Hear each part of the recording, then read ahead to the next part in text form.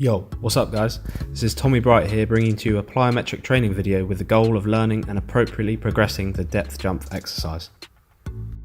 So, what is plyometric training? Simply put, it involves the use of jumps, hops, bounds and/or skips.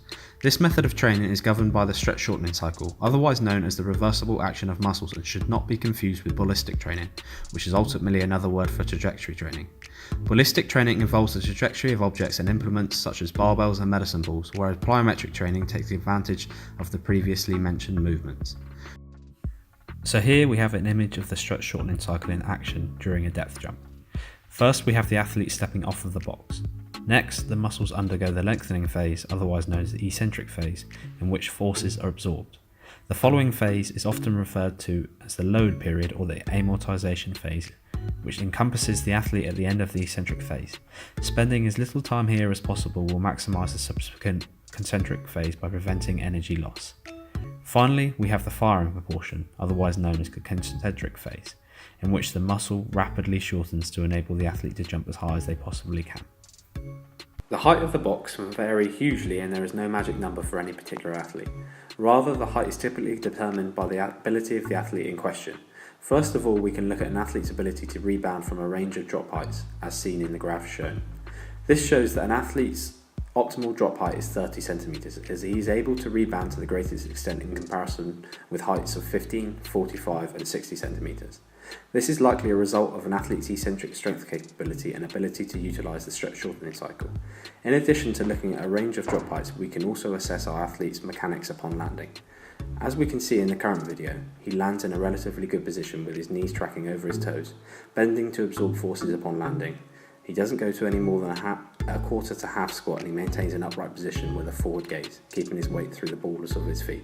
A method in which plyometric exercises, particularly the eccentric phase, can be overloaded is known as augmented or accentuated eccentric training.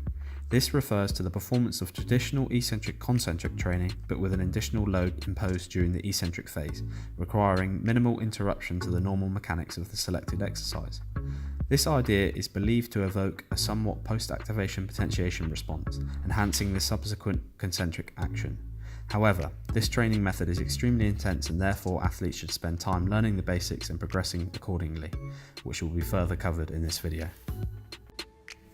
Given the end goal of this exercise progression being an eccentric overload, it would make sense to initially include a depth jump in which the athlete holds a kettlebell in each hand.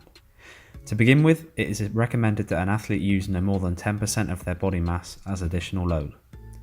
To begin with, from standing on the top of the box position, grasp kettlebells and step off the box. Upon landing, bend knees to no more than half squat position to absorb forces safely. Any lower and the box is too high. Ensure knees track over toes upon landing from frontal and side views, avoiding knee valgus. Maintain an upright position with forward gaze. So, now that they are more used to the additional load of the kettlebells, we are going to introduce dropping them at the very end of the eccentric phase, just before the initiation of the concentric movement. To do this, from standing on top of box position, grasp kettlebells and step off of the box. Upon landing, bend knees to no more than half squat position to absorb forces safely. Any lower than this, and the box is again too high. Once at the very bottom of the eccentric phase, drop kettlebells. Have a few attempts to make sure the athlete is used to dropping them in a safe manner.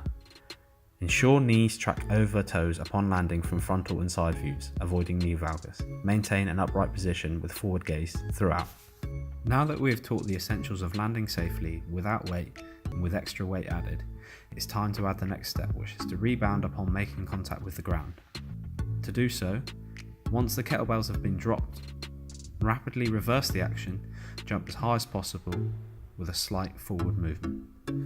A common mistake is to jump straight up, perpendicular to the ground, as this reduces the balance of the forces present in the jump and puts too much strain on the quads and patella tendon.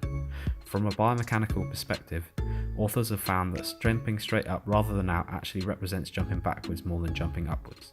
Therefore, an athlete should be cued to initiate slight forward movement upon landing to minimise anterior force and maximise posterior chain involvement. To add further challenge to this exercise, a target object can be added in the form of a box jump. But prior to the last progression, we need to coach this exercise without additional weight to ensure it is learned correctly and safely. Once at the very bottom of the eccentric phase, reverse action and jump as high as possible onto the box. This is simply based upon ability, so start low, have a few attempts and find an optimal box height in which your athlete lands in no more than a half squat position. Again, any lower and the box is too high, placing unnecessary stress on the lower limbs as well as imposing faulty jumping mechanics. So, now moving on from the previous exercise, we are going to add kettlebells to the eccentric proportion. This exercise involves a depth jump onto a box with added load to the eccentric proportion of the movement, making it a far more intense exercise. Once at the very bottom of the eccentric phase, drop the kettlebells. Have a few attempts to make sure the athlete is used to dropping them in a safe manner. Once kettlebells have been dropped, rapidly reverse the action, jump as high as possible onto the allocated box. So that's it, guys. We have gone through the progression of a depth jump from the very basics, including ways to consider optimal depth height, to a more complex, intense variation in which the eccentric phase was overloaded with the goal of enhancing the concentric action.